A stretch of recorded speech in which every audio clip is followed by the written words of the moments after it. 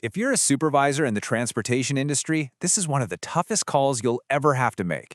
It's a real-time judgment call, and public safety is literally hanging in the balance. We're diving into the high-stakes world of DOT reasonable suspicion, and trust me, it gets intense.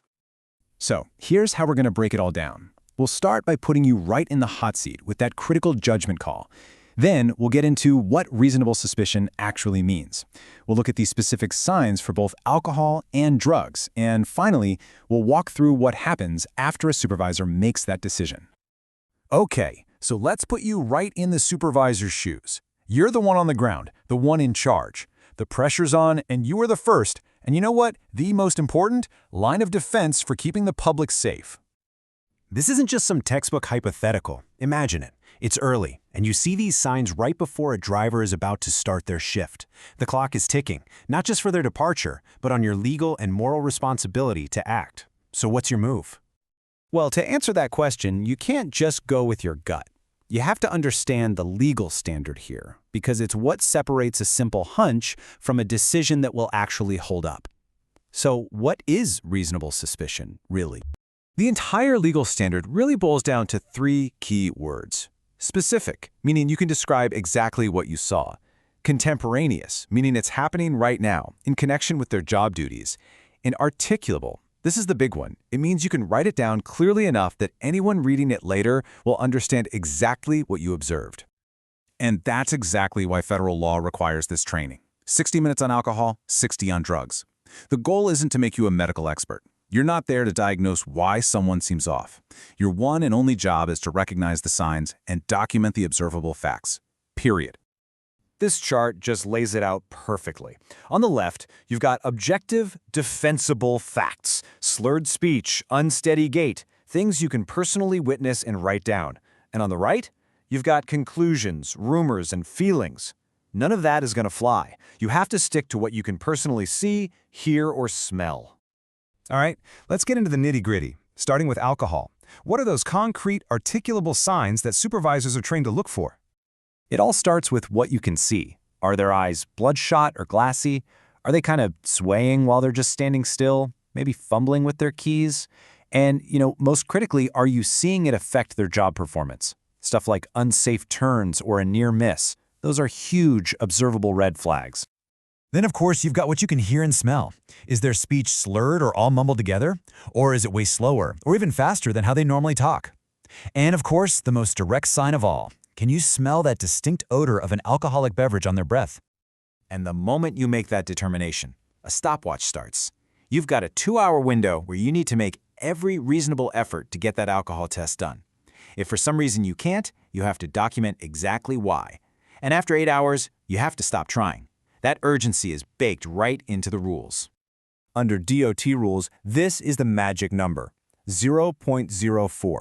Now, if someone tests between 0.02 and 0.039, they have to be removed from duty for 24 hours. But a test of 0.04 or higher, that's an official violation.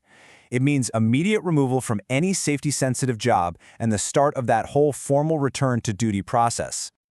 Okay, now let's switch gears and talk about controlled substances. This can get a bit more complex because different drugs can produce wildly different observable signs.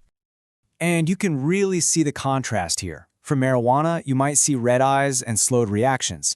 But with stimulants, like cocaine or meth, you're looking at dilated pupils, hyperactivity, and rapid-fire speech. Then you have opioids, and the signs are almost the complete opposite. Pinpoint pupils and extreme drowsiness. So when a drug test is ordered, this is what the standard DOT 5-panel screen is looking for: marijuana, cocaine, amphetamines, opioids, and PCP. It's really important to know what the panel covers because your observations need to justify sending them for this specific test. Okay, so what about the big one? What happens if a driver says, "Hey, that's just my prescription medication"? You still proceed with the test. Your job is to act on your observations. A specially certified doctor called a medical review officer, or MRO, is the only person who can verify a prescription, and they only do that after the lab gets a result. So, you've made the call based on specific, articulable facts. What are the immediate next steps, and what are the long-term consequences of that call?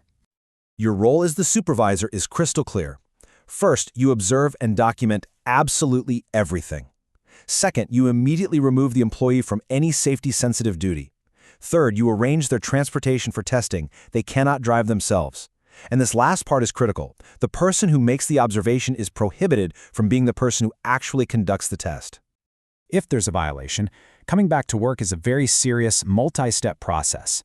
It's all managed by a substance abuse professional, or SAP. It involves assessments, treatment, another evaluation, a negative return to duty test, and then a minimum of 6 unannounced follow-up tests over the next year. It is definitely not a quick or simple path back. And let's be super clear about something. An employee can't get out of this just by refusing to take the test.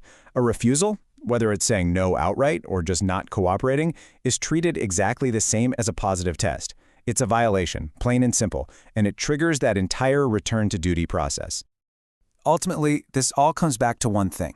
Your documentation is everything. It is the legal anchor for your entire decision. It has to be so clear, so factual, and so detailed that it could stand on its own in a court of law without you having to say another word. Because in the end, this whole process, it isn't about punishing an employee. It's about protecting the public. It's a system designed to make absolutely sure that the people in these critical safety roles are fit for duty. So now that you know the standard, the process, and what's at stake, could you make the call?